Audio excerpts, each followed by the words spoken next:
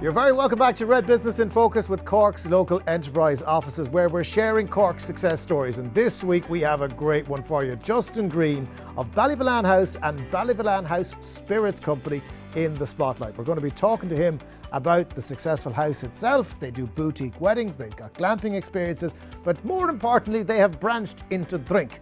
And we'll get to that as well.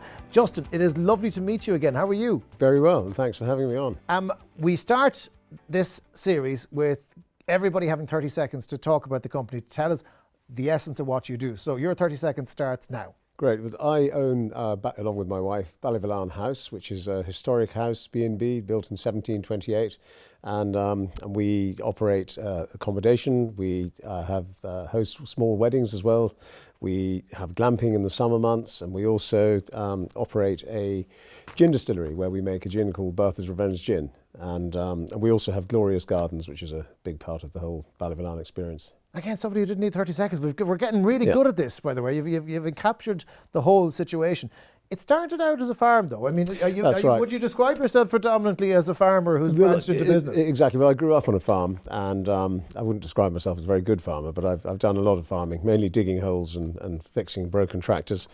But yeah, my father was a dairy farmer for the vast majority of his life, and then in the 1980s, my parents decided to open the house as a B&B, historic house B&B, and that's when they entered the tourism game and hospitality, and they were natural hosts and very good at it. And I actually ended up going to Shannon Hotel School, and I've worked all around the world in luxury sort of 5-star hotels, and then came back in 2004, just after my mum passed away, and took over the reins from my parents. To describe it as just a house is completely wrong, because it is a spectacular property, isn't it? Well, we love it. We have a very deep emotional attachment to the place, and what we offer is a very authentic travel experience. I think it's got beautiful antiques and family portraits, and the ambience is old school.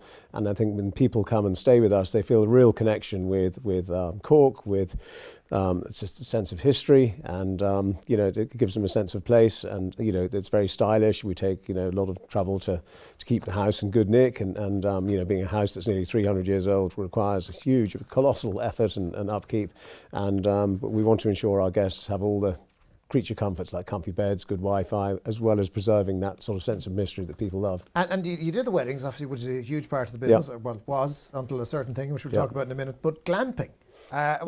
Did you consider glamping a risk? Because I consider if I had to go on glamping, it would be massively risky because I like my comfort. Yeah, sure. No, but they're very comfy, and it is camping. It's not for everyone. There's no, you're not going to. Is there a toilet indoors? Not indoors, Well, but there is. It is indoors. You don't have to go in the hedge, but you can. We have a beautiful. What a sales pitch! I think you should put that on the side. We have a beautiful wash house with showers, just a short walk from the glamping area, and people have dinner in the main house, and we have a combination of bell tents and pig arks, which are like a traditional pig ark but slightly bigger for which can accommodate humans. Yeah, I'm going to stay in the house if it's okay. Yeah. I like the theory. The problem with hospitality is COVID happened, and that meant that all your weddings and all those brides and grooms who you have been working with to have their wonderful day, none of it could happen. I mean, how difficult were the last 2 years? Really difficult, particularly for the couples and their families. We have some couples who are getting married this summer.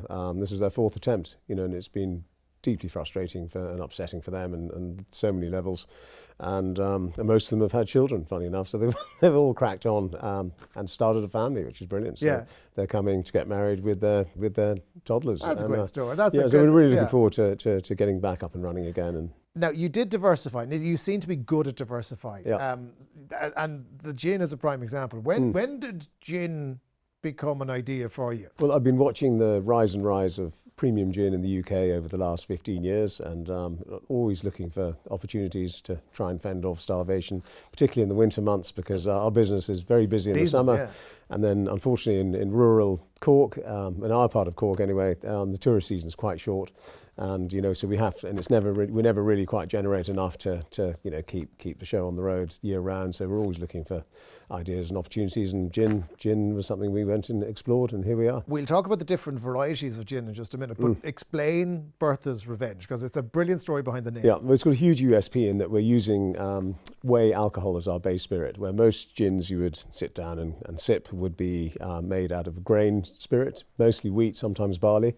And we are using a whey alcohol, which is derived from cow's milk, and the milk is supplied by local dairy farmers. That is separated into curds and whey, and the curds goes off to make cheese, and then the whey is fermented with a special strain of yeast, and then distilled numerous times, and then we redistill it with all our botanicals to give it the flavour. And one of the characteristics of whey is quite rich and luscious in texture, and we use a lot of spice in our gin because it carries all those heady spices incredibly well. Yeah, but tell us about Bertha. Bertha is the most And important Bertha part of the is a story. very important part of our story. She was the world's oldest cow, and she was a Drimmon, which is a native Irish species of cow, and she lived in County Kerry and died in 1993 at the remarkable age of 48 years old, and she earned an entry into the Guinness Book of World Records. And her revenge is the gin? It's not supposed to be negative. I think she's coming back in her own terms, and she had 39 calves, so I think if you'd had given birth 39 times, you'd be an angry cow. Absolutely. So, So you've got different varieties of gin. 'Cause Yeah. I mean, when I was younger, there was one type of gin. Yeah, cork gin. Cork gin. That was it. Like that's if right. you're having a G&T, that's what they gave That was you. it. No, likewise. And, So why have different types of it, and what are the different? Yeah, well, types? our flagship gin is your regular sort of 42% ABV, and then after that we developed a slow gin, which is traditionally drunk in the wintertime. It's wild slows and cultivated slows, which ripen usually in the autumn, and they are infused with our gin for about 6 months in big 200-litre barrels, and we roll them up and down the floor of the distillery once a week just to get good gin fruit contact. That helps with the muscles. and Keeps the you fit, structure.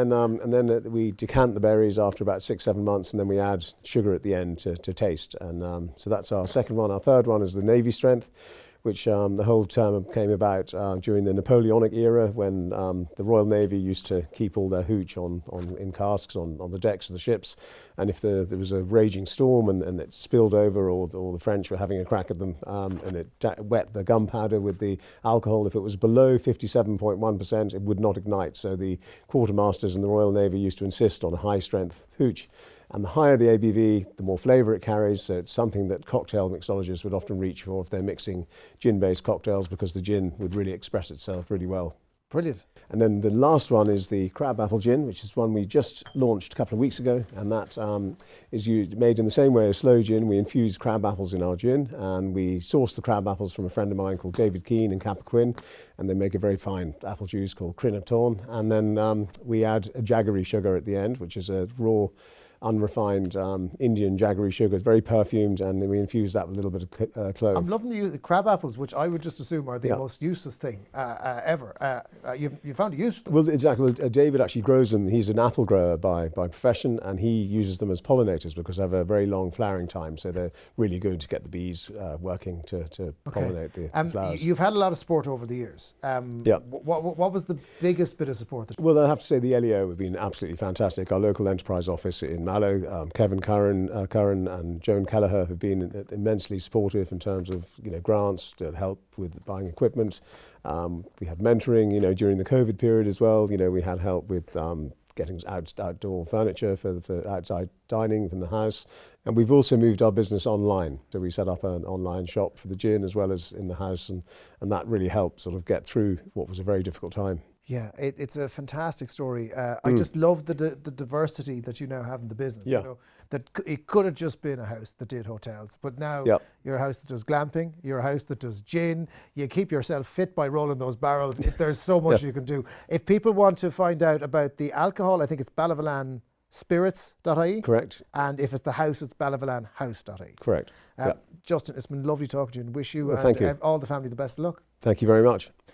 And that is it from this episode. Do join us next week when we'll be joined by Loretta Kennedy of Mama Bear Foods. She's going to share her story of how she began her business at her kitchen table in 2017 when she couldn't find healthy tomato sauce for her children. Now she's got listings from Avoca to Aldi, health food stores and selected super values as well. And it all started at the kitchen table. Can't wait to hear that story. We'll see you next week on Red Business in Focus with Cork's local enterprise offices.